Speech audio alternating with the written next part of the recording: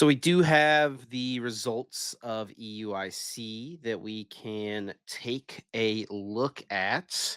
I guess first we'll start off by taking a look at the meta shares from the event. And I will say, based on I think we were both pretty wrong about a couple of things, but I think I was very wrong about my meta share. My meta shares were pretty off this time for sure.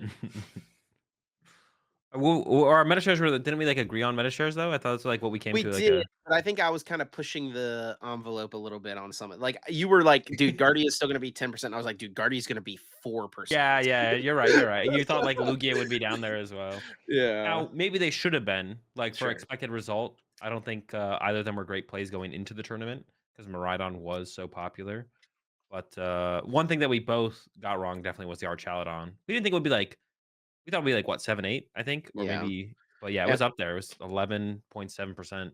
we also both thought that Miraidon would solidly be the 2nd best deck, the 2nd most played deck.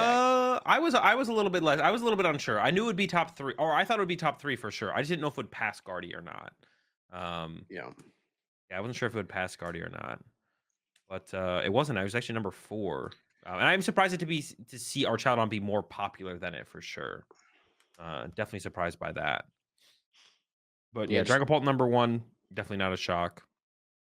Um, and I guess I would say that the Cloth, sneaking its way onto the top 6 was, not, something I would have predicted as well.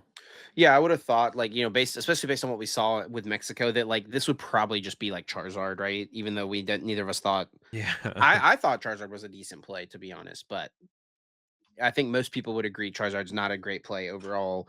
Um, but I thought like people would still just kind of stick with it, and it was all the way down here in the best of the rest, 3.1%. Golden Go though sneaking up, and a big part of Yeah. that is because pretty large contingent of American players chose to play it to the tournament. It's really funny if you click on Xander's list because it's just like, oh, that's a lot of people on the same Yeah. 60 in day two. That is quite a bit. Okay, let's look at day two conversion rates and stuff. Dragapult was most popular in day one, but it didn't pick up any meta share going into day two. Actually, dropped just a tad, a little Yeah. under eight, a little over 18% in day one, a little under in day two, and then Gardevoir picked up quite a bit, up to 16%. Yeah. And then from there, kind of the same, and except for Golden Go replacing Lugia, which isn't a huge surprise because Rhydon is 11% of the tournament, and it's a pretty terrible matchup. Yeah, And I don't know for sure. I want to say I'm gonna go take a look at cards real fast. Where most Dragapults rocking Sinnoh, 73% still had Sinnoh in day two, so Dragapults are also still preparing for Lugia as well. yeah, which may not be the case moving forward. But yeah, and then we see like on the best of the rest here, Snorlax picks up a decent bit from day one to day two, doubling basically in percentage.